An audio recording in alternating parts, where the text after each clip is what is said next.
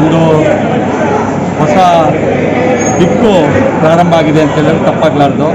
ಭಾರತೀಯ ಜನತಾ ಪಾರ್ಟಿಗೆ ಒಗ್ಗಟ್ಟಿನ ಸಮಸ್ಯೆ ಇತ್ತು ಅಂತೇಳಿ ಹೇಳಿ ಮತದಾರರು ಮಾತನಾಡ್ತಿರುವಂಥದ್ದು ನಿಮ್ಮ ಕಿವಿಗೂ ಬಿದ್ದಿತ್ತು.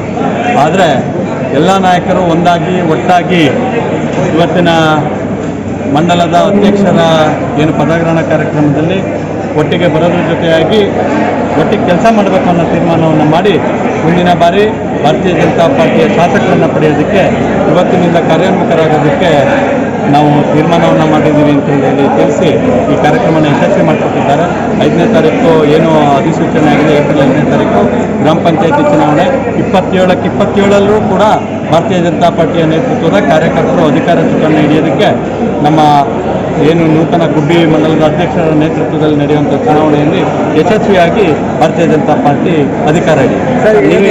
ಚಟುವಟಿಕೆಗಳು ಸಾಕಷ್ಟು ಮಾಡ್ತಾರೆ, ಎಲ್ಲ ಒಂದು ಕಡೆ ಚುನಾವಣೆ ಸಮಯ ಬಂದಾಗ ಸಾಕಷ್ಟು ಆಗ್ತಾ ಬರ್ತಾರೆ. ಇದ್ರ ಬಗ್ಗೆ ಅದ್ರ ಬಗ್ಗೆನೇ ನಿಮ್ಮೆಲ್ಲರ ಮಾರ್ಗದರ್ಶನ, ನಿಮ್ಮೆಲ್ಲರ ಸಲಹೆ ಪಡೆದೇನೆ ಎಲ್ಲರನ್ನ ಒಟ್ಟಾಗಿ ಹೋಗೋದಕ್ಕೆ ರಾಜ್ಯಾಧ್ಯಕ್ಷರ ಸೂಚನೆ ಇಂಥ ಮೀಟಿಂಗ್ಗಳಾಗಿದೆ. ನಿಮ್ಮೆಲ್ಲರಿಗೂ ಆಶ್ಚರ್ಯ ಆಗೋ ರೀತಿಯಲ್ಲಿ ಮುಂದಿನ ದಿನಗಳಲ್ಲಿ ಭಾರತೀಯ ಜನತಾ ಪಾರ್ಟಿಯ ಕಾರ್ಯಕರ್ತರು ಮತ್ತು ಮುಖಂಡರು ಒಟ್ಟಾಗಿ ಒಂದಾಗಿ ಕೆಲಸ ಮಾಡ್ತಾರೆ. 28 ಚುನಾವಣೆ 224 ಕ್ಷೇತ್ರದಲ್ಲಿ ಮೊದಲನೇ ರಿಸಲ್ಟು ಗುಬ್ಬಿ ವಿಧಾನಸಭಾ ಕ್ಷೇತ್ರ ಭಾರತೀಯ ಜನತಾ ಪಾರ್ಟಿ ಅಭ್ಯರ್ಥಿ ಶಾಸಕರಾಗೋದ್ರಲ್ಲಿ ಯಾವುದೇ ಅನುಮಾನ ಬರುತ್ತೆ. ಎನ್ಡಿಎ ಅಭ್ಯರ್ಥಿ ಯಾರಾಗ್ತಾರೆ? ಎನ್ಡಿಎ ಕಮಿಟಿ ದೇಶದಲ್ಲಿ ಯಾರು ತೀರ್ಮಾನವನ್ನು ಮಾಡ್ತಾರೆ, ಡೆಲ್ಲಿ ಮಟ್ಟದಲ್ಲಿ ಅವ್ರು ತೀರ್ಮಾನ ಮಾಡ್ತಾರೆ. ನಾನು ಹೇಳ್ತಾ ಇರೋಂಥದ್ದು ಭಾರತೀಯ ಜನತಾ ಪಾರ್ಟಿಯ ಶಾಸಕರು ಗುಬ್ಬಿಯಿಂದ ಆಯ್ಕೆ ಆಗ್ತಾರೆ. ಯಾರು ಅಭ್ಯರ್ಥಿ ಆಗಬೇಕು ಅನ್ನೋಂಥದ್ದು ಎಲೆಕ್ಷನ್ ಕಮಿಟಿ ತೀರ್ಮಾನ ಮಾಡುತ್ತೆ, ಕೋರ್ ಕಮಿಟಿ ತೀರ್ಮಾನ ಮಾಡ್ತಾರೆ, ರಾಷ್ಟ್ರೀಯ ಅಧ್ಯಕ್ಷರು ರಾಜ್ಯಾಧ್ಯಕ್ಷರ ಸಮ್ಮುಖದಲ್ಲಿ ಆ ತೀರ್ಮಾನಗಳಾಗುತ್ತೆ. ಅಭ್ಯರ್ಥಿ ತೀರ್ಮಾನ ಮಾಡೋದಕ್ಕೆ ನಾನು ಬಂದಿಲ್ಲ. ಆದರೆ ಕಾರ್ಯಕರ್ತರನ್ನು ಸಜ್ಜುಗೊಳಿಸಿ 28 ಚುನಾವಣೆಯಲ್ಲಿ ಭಾರತೀಯ ಜನತಾ ಪಾರ್ಟಿಯ ಶಾಸಕರನ್ನು ಪಡೆಯೋದಕ್ಕೆ ನಮ್ಮ ತಂಡವನ್ನು ತಯಾರು ಮಾಡೋದಕ್ಕೆ ಬಂದಿದ್ದೀವಿ.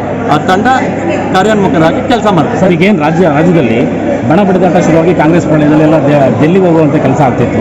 ಈಗ ಯತ್ನಾಳ್ ಬಣ ಒಂದು ಡೆಲ್ಲಿಗೆ ಹೋಗಿ ವರಿಷ್ಠರನ್ನ ಭೇಟಿ ಮಾಡುವಂಥ ಕೆಲಸ ಆಗ್ತಿದೆ. ಯಾಕೆ, ಏನು, ಯಾವ ಉದ್ದೇಶಕ್ಕೆ ಅಂತ ತಿಳ್ಕೊಬೋದಾ ಸರ್? ನನಗೆ ಗೊತ್ತಿರೋ ಮಾಹಿತಿ ಪ್ರಕಾರ ನೀವು ಹೇಳಿದಂಥ ವ್ಯಕ್ತಿ ಭಾರತೀಯ ಜನತಾ ಪಾರ್ಟಿಯಲ್ಲಿ ಇಲ್ಲ.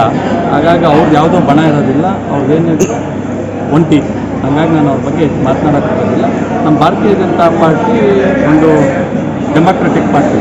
ಹಾಗಾಗಿ ಯಾರು ತಮ್ಮ ಅನಿಸಿಕೆಗಳನ್ನ ನೀಡೋದಕ್ಕೆ ಸ್ವತಂತ್ರವಾಗಿರ್ತಾರೆ. ಅಂತಿಮವಾಗಿ ರಾಷ್ಟ್ರೀಯ ನಾಯಕರು ಏನು ತೀರ್ಮಾನ ಮಾಡ್ತಾರೆ ಅದಕ್ಕೆ ಬದ್ಧವಾಗಿ ಕೆಲಸ ಮಾಡುವಂಥದ್ದು ನಮ್ಮೆಲ್ಲ ಮುಖಂಡರ ಒಂದು ಕರ್ತವ್ಯ ಆಗಿರುತ್ತೆ. ಹಾಗಾಗಿ ಎಲ್ಲ ಹಿರಿಯರು ಇರ್ತಾರೆ, ದೊಡ್ಡವರು ಇರ್ತಾರೆ, ಅವ್ರವ್ರದ್ದೇ ಆದಂಥ ಜವಾಬ್ದಾರಿ ಗೊತ್ತಿರುತ್ತೆ.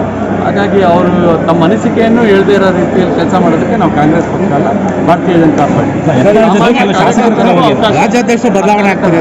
ರಾಜ್ಯಾಧ್ಯಕ್ಷರು BY ವಿಜಯೇಂದ್ರ ಅವರು ಮತ್ತೆ 3 ವರ್ಷಗಳ ಕಾಲ ರಾಜ್ಯಾಧ್ಯಕ್ಷರಾಗಿ ಮುಂದುವರಿತಾರೆ. ಅವ್ರ ನೇತೃತ್ವದಲ್ಲಿ ಚುನಾವಣೆ ಮಾಡಿ 2028ರಲ್ಲಿ 130ಕ್ಕೂ ಹೆಚ್ಚು ಸ್ಥಾನಗಳನ್ನು ಭಾರತೀಯ ಜನತಾ ಪಾರ್ಟಿಯ ಕಮಲದ ಚಿಹ್ನೆಯಲ್ಲಿ ಪಕ್ಷ ಗೆಲ್ಲುತ್ತೆ. ಸ್ವಂತ ಶಕ್ತಿಯಲ್ಲಿ BJP ಅಧಿಕಾರಕ್ಕೆ ಬರುತ್ತೆ. ಅದ್ರ ಜೊತೆ NDA ಮಿತ್ರ ಪಕ್ಷನೂ ಇರುತ್ತೆ. ಅವರು ಒಂದು 30-40 ಗೆದ್ರೆ 170 ಸ್ಥಾನ ನಾವು ಗೆಲ್ಲ. ತುಮಕೂರು ಜಿಲ್ಲೆಯಿಂದ KN ರಾಜಣ್ಣವರು BJP ಸೇರ್ತಾರೆ ಅನ್ನೋ ಗುಮಾನಿ. ಯಾವುದೇ ಕಾರ್ಯಕರ್ತ, ಸಾಮಾನ್ಯ ಕಾರ್ಯಕರ್ತ ಭಾರತೀಯ ಜನತಾ ಪಾರ್ಟಿಗೆ ಬಂದರೆ ಅವರಿಗೆ ರೆಡ್ ಕಾರ್ಪೆಟ್ ಸ್ವಾಗತ ಇದೆ. KN ರಾಜಣ್ಣ ಅಂತ ಹಿರಿಯ ನಾಯಕರು ಭಾರತೀಯ ಜನತಾ ಪಾರ್ಟಿ ಬರ್ತೀವಿ ಅಂತ ಹೇಳಿದ್ರೆ ಯಾರಿಗೂ ಕೂಡ ಏನೂ ಅಭ್ಯಂತರ ಇರೋದಿಲ್ಲ. ಅವ್ರ ತೀರ್ಮಾನ, ನಾನು ಅವ್ರ ಸ್ಪೋಕ್ಸ್ ಪರ್ಸನ್ ಆಗಿ ಮಾತನಾಡೋಕ್ಕಾಗೋದಿಲ್ಲ. ಅವ್ರು ಬರ್ತೀವಿ ಅಂದರೆ ಒಬ್ಬ ಕಾರ್ಯಕರ್ತ ಸ್ವಾಗತ ಮಾಡ್ತೀವಿ. ಜಿಲ್ಲೆಯ ಉಸ್ತುವಾರಿ ಆಗಿದ್ದೀರಿ,